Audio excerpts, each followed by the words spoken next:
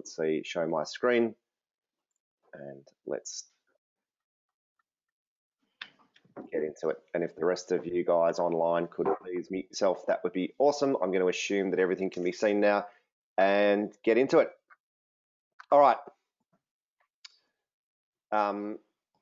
Targets are a pretty clear part of most programmatic approaches, and so that is generally why councils do set targets. We've had councils in the past set them through programs like Cities for Climate Protection, and this slide that I've shown, I know a lot of times, just mentioning that it is quite interesting, considering Imogen just said we've got 5 or 10% of councils with community emissions and corporate targets. This wasn't always the case, and there actually used to be a time when we had a lot, and I don't know whether that is as important now, considering we are moving into a time when targets are a lot more sophisticated. And this is community emissions reduction targets as well. 240 odd councils, 84% of the population. I think it is still quite important though, because we can learn a lot from what happened back then. And a lot of us, myself included, who were involved in setting these targets, can look at the things that work and don't work. For example, Yarra, an extraordinarily leading council for quite a long time, and I don't mean to pick on them, but they're good the way they share this information. This is for a corporate target. They set a 30% reduction level by 2015 on 28 levels. They missed it by 0.5%, and they get slammed by some idiot in the Herald Sun. And so framing the targets is important. It's one of the things that we've learned from there, and also especially when talking about community-wide targets, is that we have these goals, targets, and this is the way we're going to go about them, but making sure that there are really clear lines of accountability that are made clear within publications that say this is what we can do, this is what we have impact, this is what we can control, and this is what we can advocate for. And certainly a lot of the recent climate emergency action plans that are out there at the moment make that really clear. It's definitely worth having a look at the likes of Mornington's, Yarra's, and Moreland's, some good recent examples that explain in detail about how the difference is between impact, advocacy, and the level of control. So the question we asked at the start of this was quite interesting. Why do you think it's important to have a community emissions target? And my favourite answer was actually, I'm not sure it is, because I think that's totally legit, and it's not going to be the same for every council. But for some councils, I totally agree with that point, and the person that brought it up, that it is not important, or it is not the most important thing.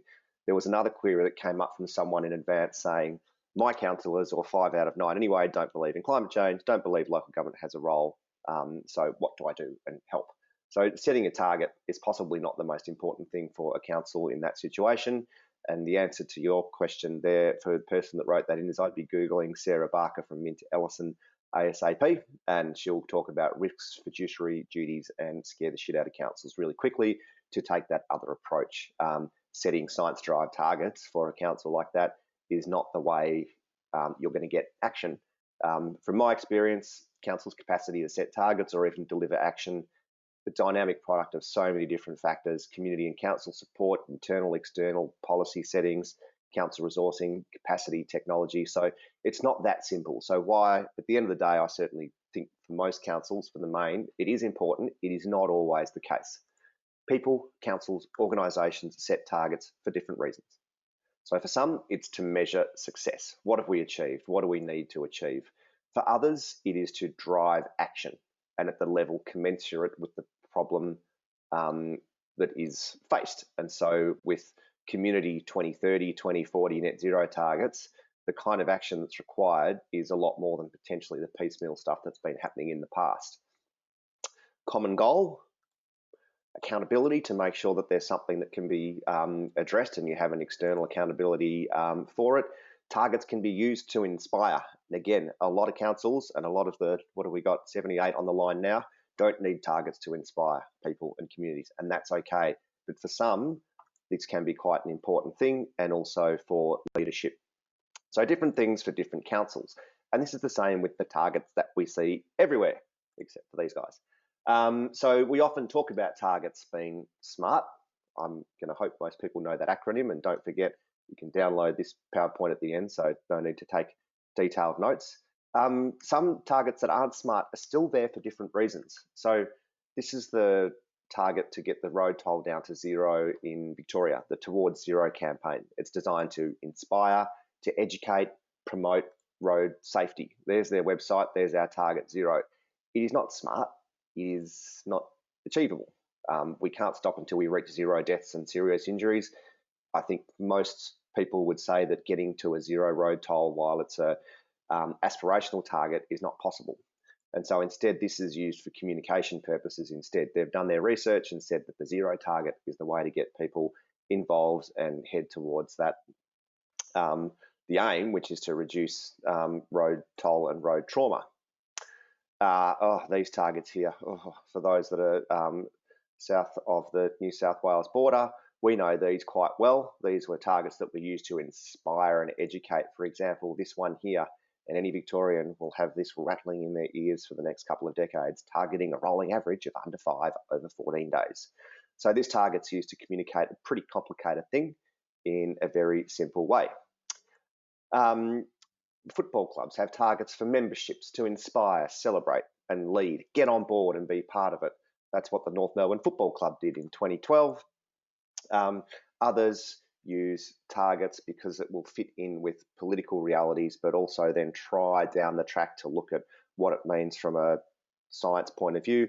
I think this is an interesting one because the ALP's net zero announcement was welcomed by the Climate Council this year.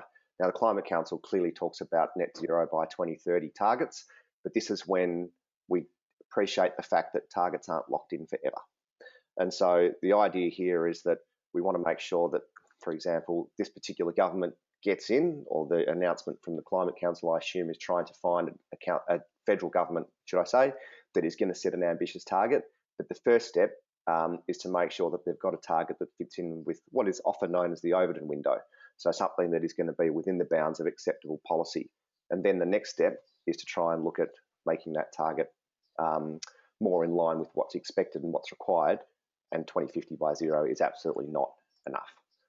Councils, we've got targets in everything. This is from any council plan within Australia. You've got targets for things like percentage of people feeling safe walking at night, or community members who are satisfied with their health. Councils don't have complete control over that, but they can still look at how they can impact it, and they publicly talk about their targets. In Australian local governments, most targets have probably up until here been aspirational. I'll go through this quite quickly as well, because again, most people have seen these as well, but it's a little bit of a refresher. The aspirational political target, so a bit of a social or political construct. And if I can just ask the presenters to please put themselves on mute for a second. For example, by 2025, levels of mercury in our water supply is going to be zero. This is really good at unifying action.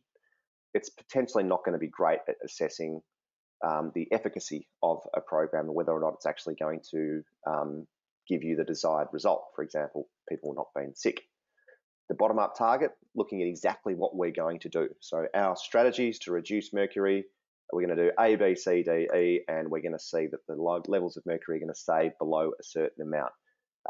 This can provide guidance and motivation. Potentially, it's not great at ensuring that the target is actually going to be met, what's required. It's just going to say, here's where we're going to get to. This is something that you see commonly in councils' corporate action plans. We've got a base year and we've got a target year, and we are going to put in X million dollars for X resourcing, and we will see emissions reduced by 63.4%. We have control over it, and this is what we're going to be able to do. And finally, the science-derived or top-down target set by an external limit. Provides a hard limit of what's required. It gives you minimum performance.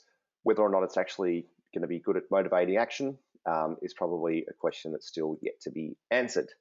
Here's an example. The number of secondary infections generated by infected people. So this is herd immunity for measles. We need coverage to be at a certain amount, 94%. That's what the science says. Australia's national coverage target is 95% in any given community. This is in line with the science. So the science-derived target for measles and herd immunity and vaccination, 94%. And the target and the science doesn't care what people say, what people do. It's quite simply, we need 94% to hit that herd immunity. For those that aren't up with pop culture or television, that dickhead on the left is Pete Evans, science denier, Trump supporter, and all-round knob. Okay, so here's how we do it. for local governments and climate. Science derived targets, or targets that are derived from what the science says. Now this, and it's an important point that I'm hoping David will touch on as well after this, because there are concerns that are brought up, or contested ideas, I guess, around the conservative nature of IPCC's science. But what the IPCC says is that we have a carbon budget of 1,701 gigatons between 2000 and 2050. So that's our budget, if you like, if you want to use the IPCC's data. And this is to have a 66% chance of staying under 2 degrees warming. Australia have gone through and got our own fair share budget based on this amount, and it's 10.1 gigatons. And so this is from Climate Works and the Climate Change Authority. And again, this process that I'm going through now is purely based on the data that comes from the IPCC, the Australian Climate Change Authority, and if this changes, we and the numbers obviously change with the science as well. But what you can do is you can get that global budget, the Australian budget, and then take it down to the local level. Councils have done this in the past simply by scaling it down to the local municipal level by population. We're not sure whether that's fair and equitable, even just within the Australian context, because some councils have a better opportunity or a better way to actually reduce emissions because they might be growing at a higher or lower rate because of socioeconomic indicators and because of the makeup of their emissions. And so what we do is we can incorporate these factors into a target and scale it accordingly. So going back to how it works, we've got our global budget, our Australian budget, and then our local budget, bearing in mind the Australian budget based on the IPCC and Climate Change Authority figures is down to about 6.4 gigatons, and that's only for 2 degrees and only a 66% chance. But what we can do is scale it to the local level as well. Here's an example, the City of Stonington. Using the unscaled budget, so that's the thing up the top, if you just go by population, there's a certain amount and they've got 15 years. If they don't do anything at all, in 15 years, it's gone. Taking into account the fact that the City of Stonington is an area where there is more potential to reduce emissions compared to other municipalities around Australia, given its growth trajectories and where it sits as a council with a lot of resources, we scale it. And so they have 10 years instead of 15. Likewise, Inner West in Sydney, quite a well-resourced council compared to others. And so the similar sort of budget, if you look when it's just unscaled, so it's just according to population, 14 years. They do nothing, but in 14 years, their budget is gone. However, taking into account where they sit as a local government in Australia that has more resources than others, once we scale it, it goes down to 9 years. Here's an example of, I guess, the opposite, a council, Boganshire. I've always wanted to talk about Boganshire. They've got 15 years, again, if you just scale it to a population, but a council like that, council area that has large ag or other emissions and declining rate baits and or issues around or lower socioeconomic, you can get outlier councils like that, so the budget is shared and they have more time to reduce. These sort of discussions and calculations have been discussed by a range of stakeholders over the last couple of years to make sure that everyone's sort of on the same page and we're all using the same budget. Okay, where's my mouse? Sorry. Oh, God. Come back, mouse. There we go. A very good question, I guess, is whether this is ambitious enough and whether the targets that are out there at the moment are ambitious enough. So Australia doesn't really have a federal target, but by proxy, we kind of do with all the states having net zero by 2050 targets at the moment. I'm not sure you consider that to be in line with the science. I'm sure if you ask those states, they would say it absolutely is. BZE, Imogen's already explained their take on it, the 10-year time frame, which we broadly agree with. We're going to hear from the Global Covenant of Mayors, a program that requires councils to set a target. The Climate Council often talks about the 10-year time frame as well, but I couldn't find a set target there, if you like. Same with the Cities Power Partnership, which are looking at whether targets become a part of their process and their program. Take two, Victorian government doesn't have one, and the Climate Emergency Australia, we don't have a logo yet, so there's the guy that's running Climate Emergency Australia at the moment, Dave Micklejohn. They're dealing with targets to say follow the science IPCC report in April says we need stronger targets, then we do that. Sorry for David, that's a bit of an unfair photo. There's a better one for you. The councils that are out there at the moment, and so this is recent targets just in the last year or two, and basically every single council community target that we've seen in the last sort of 18 to 24 months has involved net zero. They've generally got a 2030, 2040, 2050. I apologise in advance if any of these have been updated lately, and I'm happy to correct the record afterwards. These are changing a little bit, but this is what was publicly available. So a mixture there. But what the Science Derived Targets approach generally will do is say you've got 9 to 16 years, and that's for the 2 degrees carbon budget. And when you start looking at 1.5 degrees, it's arguable that there's nothing, it's run out. And this cannot be done without drawdown. And I know David will get into this a little bit.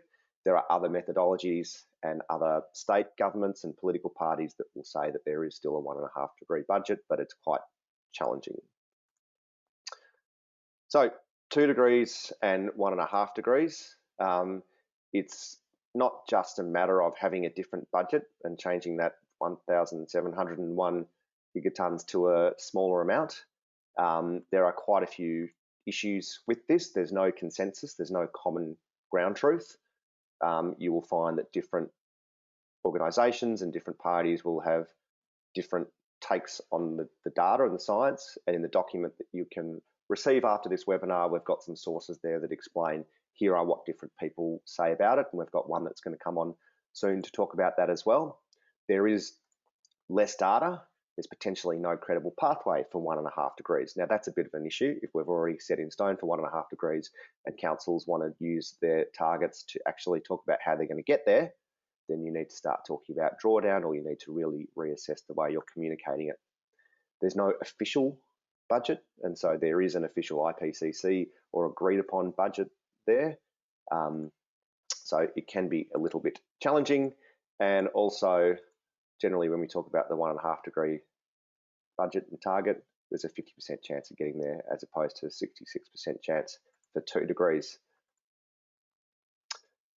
Here's a recent thing from the Greens Australia that talks about, net zero by 2035 is the way to keep global warming close to 1.5 degrees as possible. So it becomes a little bit, can become confusing.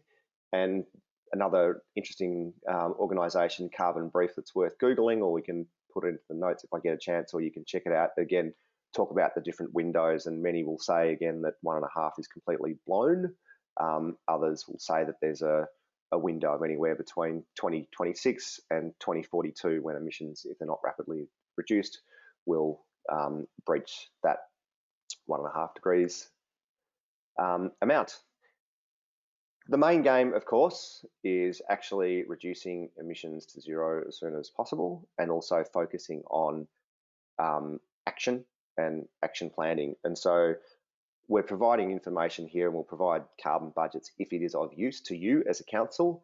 And if you are setting a target, then I'd suggest take in this information, take in what BZE, what David Spratt, what anyone will say, and look at it. But it really shouldn't be the main game, because the main game is, of course, getting these numbers to zero ASAP, and we need to move on from targets damn quickly to actually strategy, action, implementation, and making sure we're evaluating and putting projects and putting resources and budget in the right area.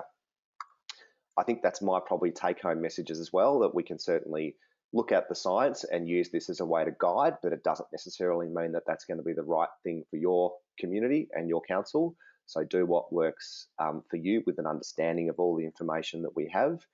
Absolutely use the targets to drive action.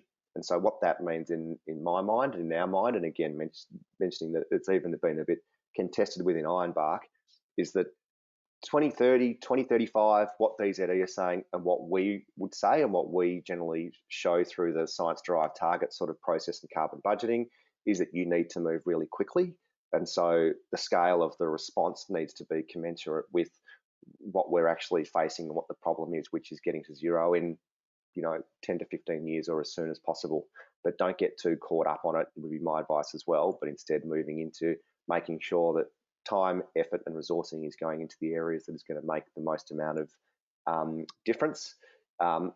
Think about that from a communications point of view as well, and how that's going to work, and learn from what a lot of the other councils have said and the mistakes that have been made in the past by us as a sector.